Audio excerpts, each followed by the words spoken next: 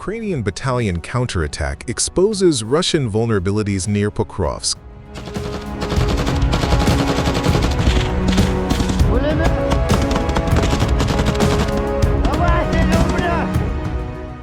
Ukrainian Battalion launch a daring counterattack to retake Kotline, exploiting the exhausted and disorganized Russian troops in a methodical assault, with Russian forces so depleted that even the wounded were forced to fight. These tactics chip away at Russian forces' combat capabilities, while forcing more Russians to hurl themselves into the meat grinder.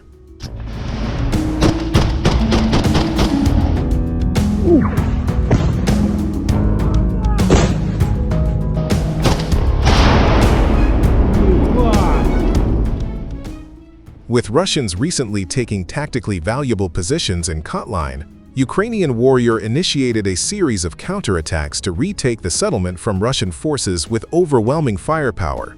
The main advantage of Kotline is that it is located on both sides of the railway line, and a dense tree belt runs through it.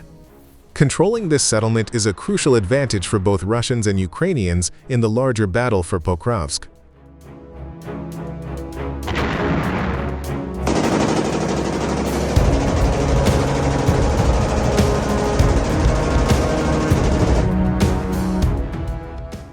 To retake it, Ukrainians planned a complex assault operation into the village through the combined efforts of separate and assault groups.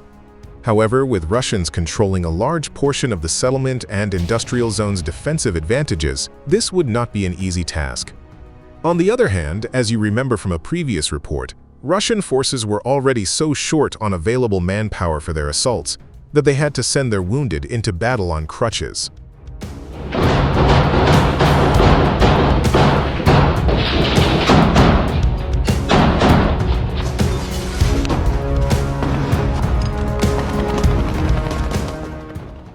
Ukrainians planned to exploit this, as it showed that Russian soldiers and men on the front line were in bad shape and would not be at all prepared to provide adequate resistance against a well-organized Ukrainian mechanized counterattack. The main advantage of the Ukrainian warrior was their launching point in the city of Pokrovsk, whose large size allowed them to accumulate enough forces to launch a counterattack in relative safety against Russian detection. Задаю вопрос. Руки по бокам. Морды в пол. Руки по бокам. Furthermore, the proximity of Pokrovsk to Kotline meant that Ukrainians could quickly launch their counterattack before the Russians could send reinforcements or prepare their defense. With no space to hide any armor, the Russian contingent in Kotline consisted only of infantry, making them vulnerable to direct fire from Ukrainian armored vehicles. Lastly, the fact that Russians had rushed into the Kotline industrial district meant that their flanks had been left dangerously exposed.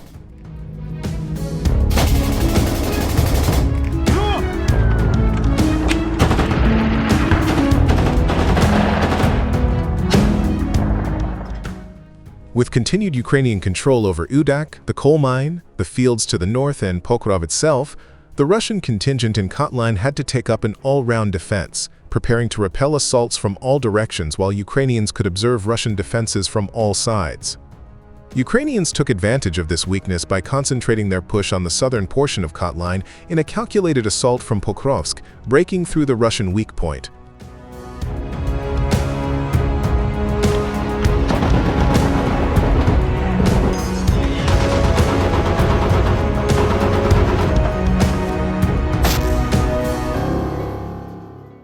The attack started with a team of fighters conducting reconnaissance, scouting out Russian anti-tank mines and firing positions.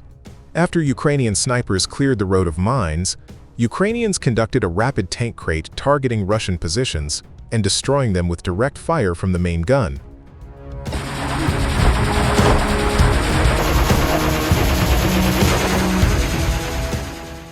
Subsequently, Ukrainian armored vehicles deployed an assault group to storm the suppressed Russian positions. While Russians initially tried to resist the Ukrainian assault, they were quickly overwhelmed by grenades, whereby the Ukrainian assault group cleared the building with small arms fire.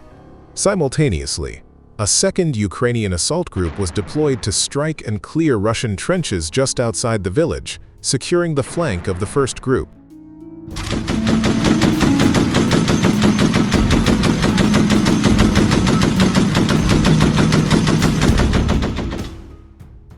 Once the operation was complete, additional Ukrainian reinforcements arrived to hold the newly captured village while the assault groups were evacuated.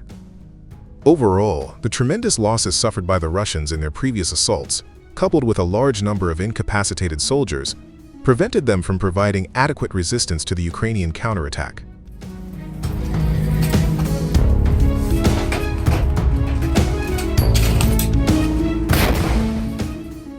Ukrainians retook Kotline from the Russians. With this, Russian forces that had rushed into the northern industrial zone found themselves in operational encirclement, entirely cut off from reinforcements. Continued operations like this will undermine Russian offensive momentum and put an even greater strain on their already limited reserves. Russians either become encircled and destroyed, or are forced to commit an even greater number of soldiers to retake settlements they lose to Ukrainian counterattacks.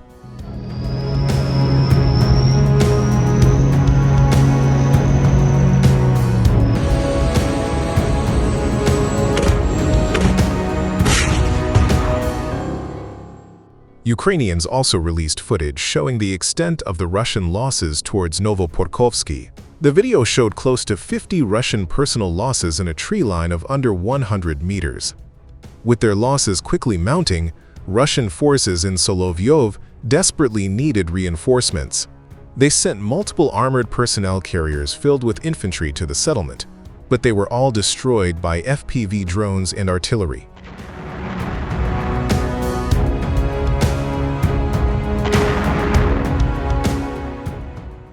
After Russian forces in the area were severely weakened, Ukrainians started carefully probing the Russian defenses for weak spots. Ukrainians attacked with Bradley infantry fighting vehicles, opening fire on and destroying Russian positions in front of Solovyov.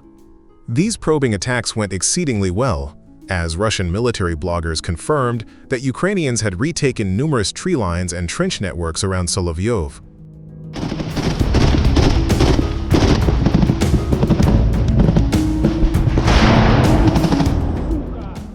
Overall, Ukrainian forces have severely depleted the Russian breakthrough near Kotline, so Russians cannot execute any large-scale maneuvers. Russians carried out a series of costly attacks, receiving only marginal gains. Ukrainians have taken advantage of these high Russian losses by unleashing intense drone strikes targeting Russian infantry shelters and reinforcements around Solovyov.